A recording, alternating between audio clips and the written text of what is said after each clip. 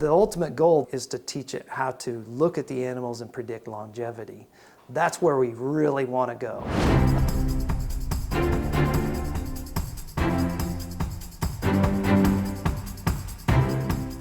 So when we look at why animals fall out, feet and legs in general is the #1 reason. For years and years we have selected on feet and legs. And what we did was we had a subjective score on a scale for the front legs and the back legs from 1 to 10, and we had very well-trained people that would assess that. The repeatability of that score was relatively okay.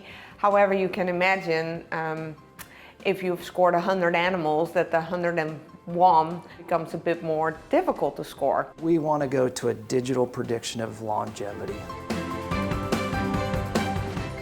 Digital phenotyping is really a broad concept. It's a broad idea.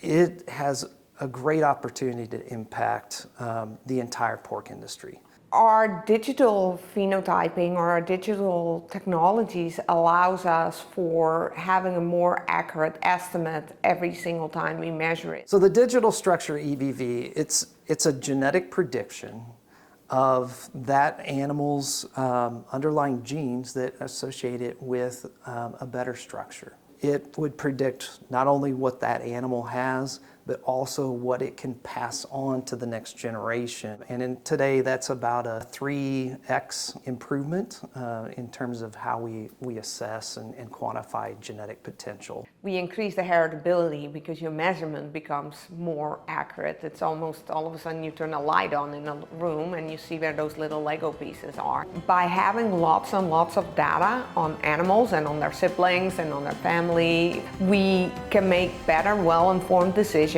and combine that data with genotypes and with pedigree information to make better decisions, so in other ways to be better able to breed the best pig in the world.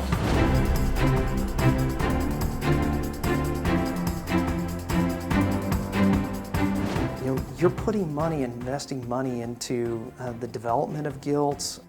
You want them to be there to have a long history, a long productive lifetime of having lots of litters and high quality litters. You can be more profitable.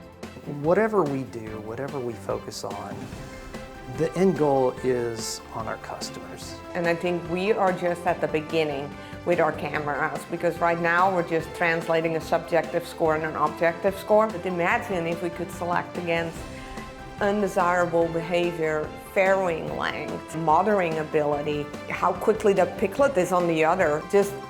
I think it's endless where we can go with this.